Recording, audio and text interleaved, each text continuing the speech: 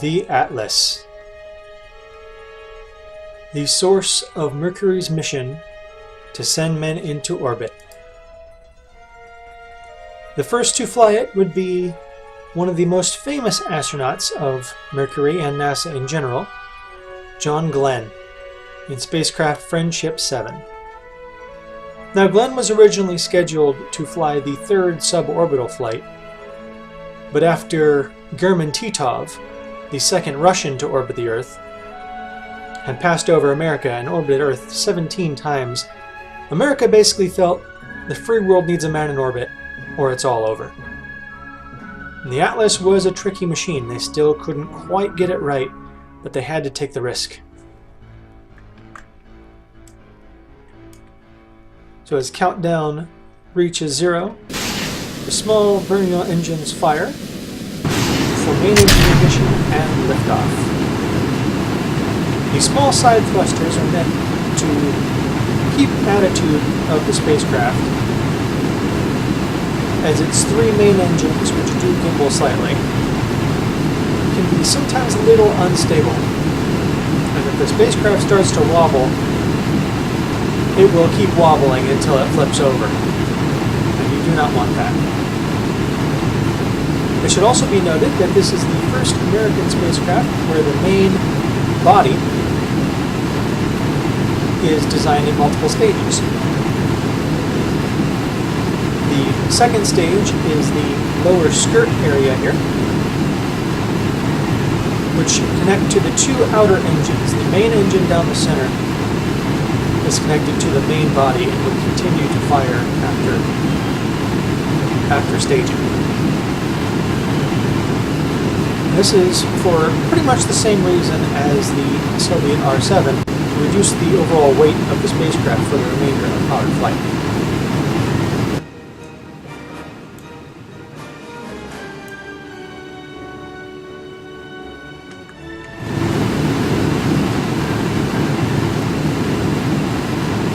And as we reach higher in the atmosphere, less drag on the spacecraft, we begin our pitch over and start to move downrange.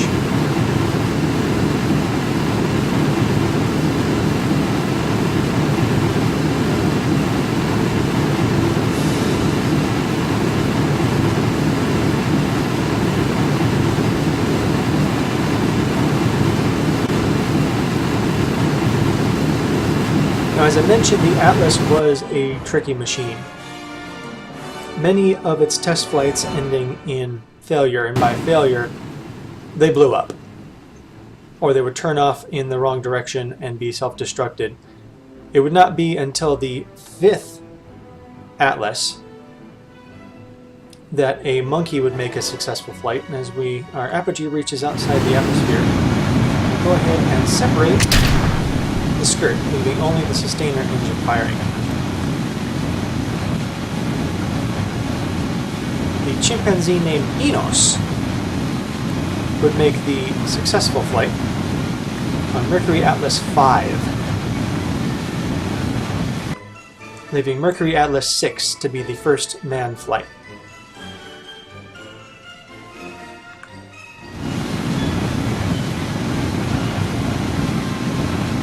And by the successful completion of Mercury-Atlas 6 in spacecraft Friendship 7, John Glenn became a national hero.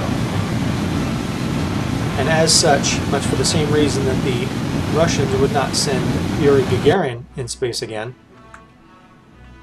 America did not want to risk the life of their national hero in another space flight. So Glenn would actually not fly in space again until decades later on the space shuttle. And this was not just to have Glenn have one last glory, but for the medical community to test the effects of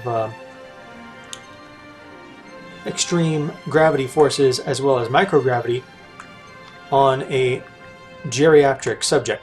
And Glenn was of fairly advanced age at the time.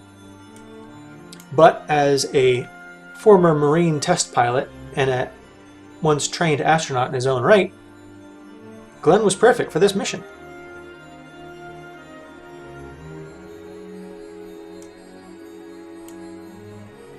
Now, normally the boost into orbit would be all done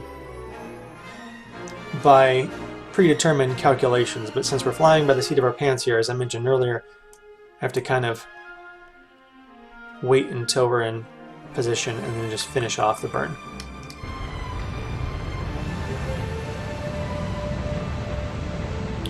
Rounding out our orbit and ensuring we are out of the atmosphere.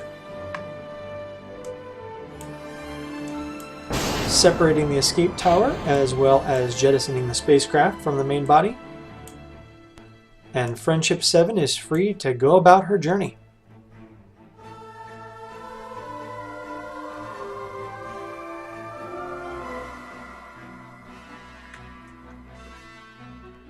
As such, John Glenn would become the first American to witness the sun setting across the curvature of the Earth.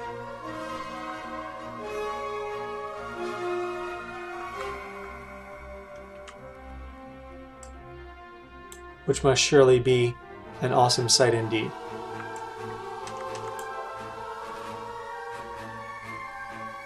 He would make the comment that it was the shortest day he's ever run into. Indeed, days passed within an hour to an hour and a half while in orbit. And it would not be until just before sunrise on the other side that Glenn would notice a little something strange. Outside his spacecraft, he would see several small particles. They were almost glowing, like they were luminescent. They appeared to follow the trajectory of his craft, and some fall slightly behind. The question was asked, were these particles coming from the spacecraft, or were they something that was already up here in space? They simply did not know. Space contained many unknowns that simply had not been considered.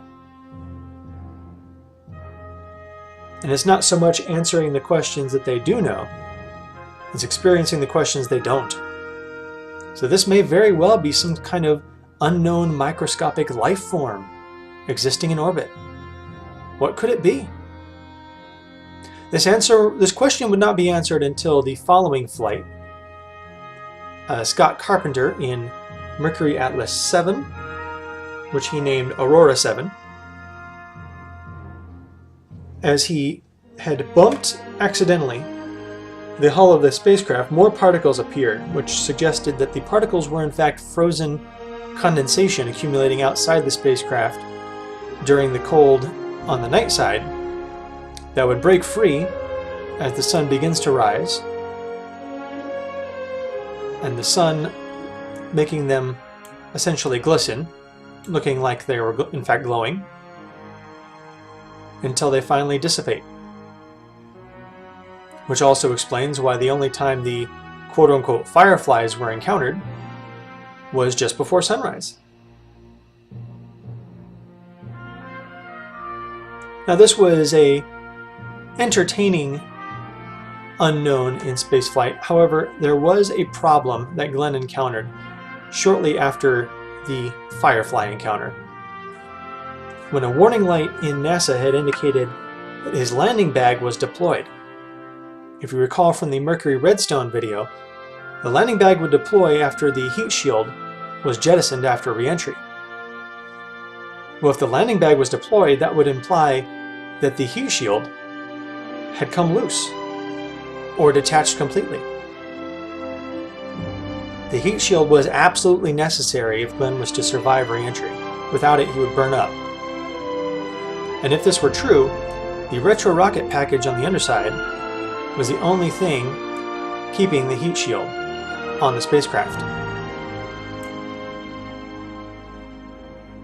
As orbits continued, ground stations had asked Glenn, as I pass in the shadow of something. Oh, it's my booster stage. I forgot it was still there. Ground stations had asked him to check and ensure his landing bag deploy switch was in the automatic or off position, or to ask if he'd heard any thudding or bumping sounds against his craft. Glenn would meet these questions with somewhat curiosity, knowing exactly what they were asking, because these were not really routine, and not really things he had trained for. It would not be until the third orbit that stations would start to inform him that they're receiving a signal that says his landing bag has been deployed. But they believe it might be a false signal. Indeed, Flight Director Chris Kraft was absolutely certain that this signal was false, as all troubleshooting steps had revealed that the landing bag was in fact not deployed. NASA management, however, got nervous, and they had to ensure that Glenn survived whether the heat shield was loose or not. So it was their decision to re-enter with the retro package still attached. Now this would theoretically restrain the heat shield until the spacecraft reaches denser air, at which point the force of re-entry would keep it firmly pressed to the spacecraft. But this is risky in that the retro rocket package burning up could damage a perfectly good heat shield. Kraft would insist that it is indeed a false signal, but management overrides him, and they order re-entry after 3 orbits despite originally scheduled for 7.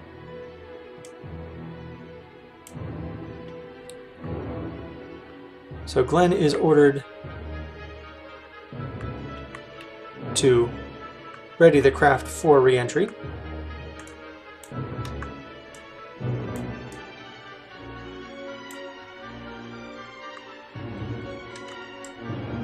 Given not full information on what is happening or the specifics, mainly because there's not really anything he could do about it. But a pilot should know exactly what is going on, because he is the only one who could make decisions if things aren't proceeding exactly as planned.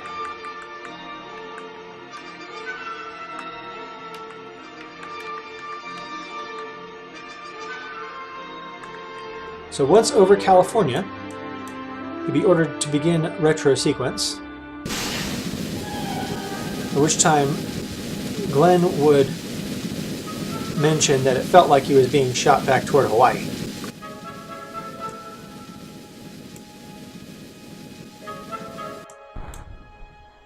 And from California, he would be asked to not activate the retro jettison until over Texas, at which time the tracking station in Texas would inform him that he was to leave the retro package on through the entire re-entry. When asked for the reason, they would say they don't have one at this time, that it's the judgment of Cape Flight, which certainly began to make Glenn nervous. While over Florida, he would be informed that they don't know whether or not his landing bag was deployed, and that they feel it is possible to re-enter with the retro package on, and see no difficulty with that kind of re-entry, knowing full well that there is tremendous difficulty. Glenn would therefore be ordered to override the O5 G switch, which is an automatic function once the spacecraft starts reading a G-force of 0.5, it would automatically trigger retro jettison.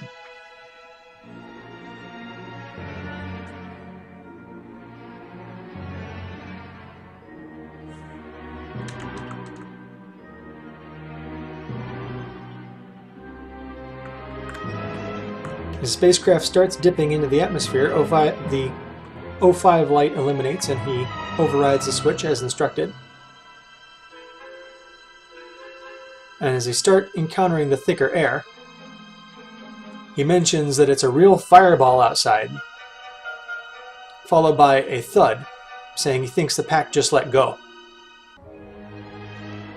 Almost immediately afterward, the spacecraft is shrouded in radio blackout. Now this was expected,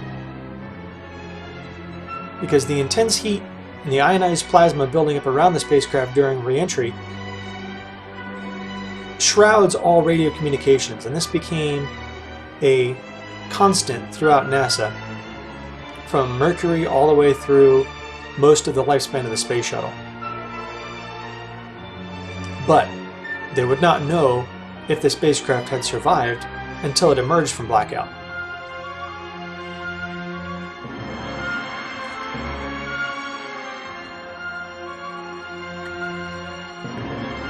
Re-entry is always white-knuckled, breath-held in mission control. Because regardless of all of their preparations, all of their planning, all of their calculations, they still don't know until contact is finally established.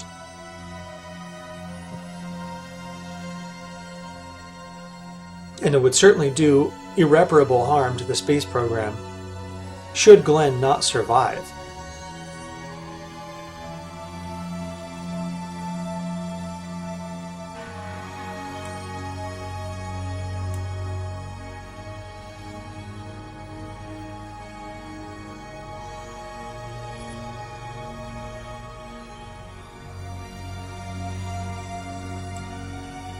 As we see the heat beginning to build up around the spacecraft,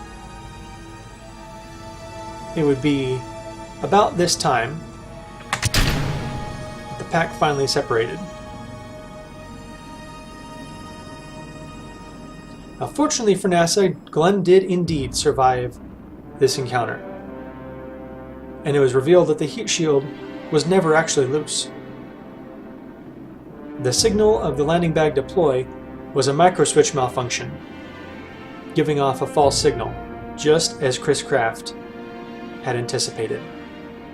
It was at this point that policy at NASA would change, and that the flight director would have ultimate authority during a space flight.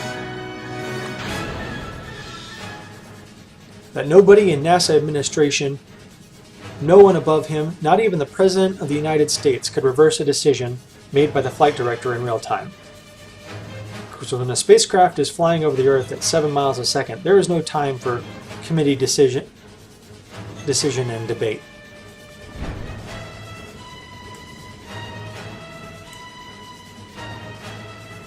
And despite the difficulties, the spacecraft performed admirably. The heat shield separated when it was supposed to, landing bag fully deployed, and parachutes deployed exactly as planned. Months later, Scott Carpenter would follow in Aurora 7, with difficulties of his own, as there was a malfunction in the guidance system that was throwing off trajectory slightly, and only Carpenter knew it. And at the same time, a little extra fuel was expended as he was maintaining his photographic experiments of Earth. It was believed that Carpenter was using his fuel frivolously and jeopardized the mission and his life, for when Aurora 7 began re-entry, it had no fuel left in its attitude control system. Fortunately, the spacecraft maintained proper attitude for re-entry. It did miss its target by a large margin. It would be over an hour before they actually found him. But this was also due to the guidance malfunction. They would not know this, however, until years, if not decades later. But by then, Carpenter had already suffered the blame, and he was removed from flight status. Following Carpenter was Wally Schirra in Sigma 7, making arguably the best textbook flight of the Mercury program. But unlike Carpenter, he didn't have many scientific experiments. In fact, Schirra hated the egghead science experiments. He just wanted engineering flight test, pure and simple. It's what he knew, it's what he was good at. And boy did he prove it. In the final flight of Mercury was Gordon Cooper in spacecraft Faith 7. Now this name caused a little bit of controversy. Not in any religious implications, but the fact that the name was meant to imply that they were testing their faith in the spacecraft, as well as the program. The spacecraft was designed to run for about 20 hours, give or take. Well, they were going to have Cooper orbit the Earth for a day and a half. The first longevity test of the hardware. Indeed, the spacecraft did perform admirably until the latter hours when systems began to malfunction or turn off. Pretty much every automatic system was dead by the time for re-entry. Only manual control remained. But Cooper not only made a successful manual re-entry, but ended up even closer to his landing target than all the Mercury astronauts previous.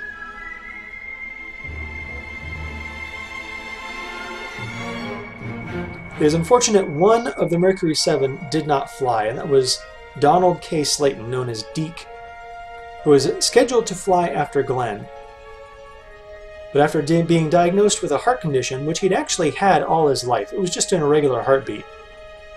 But it was not until it came time for his mission that NASA became nervous and decided to ground him. And he was grounded all through Mercury, Gemini, and Apollo. But overall, the Mercury program, as well as the Mercury 7 astronauts, were a complete success, and America was on track to push toward the moon, per the goal of President John F. Kennedy. But one thing was still needed before Apollo, is there were a lot of techniques to test and prove. There were a lot of unanswered questions and a lot of hardware issues that had to be resolved. And for that came the follow-up program to Mercury, Project Gemini, which is where we will proceed next time. Thank you for joining me for KerbalOdyssey here on SciMAX TV, the sci-fi view of the universe.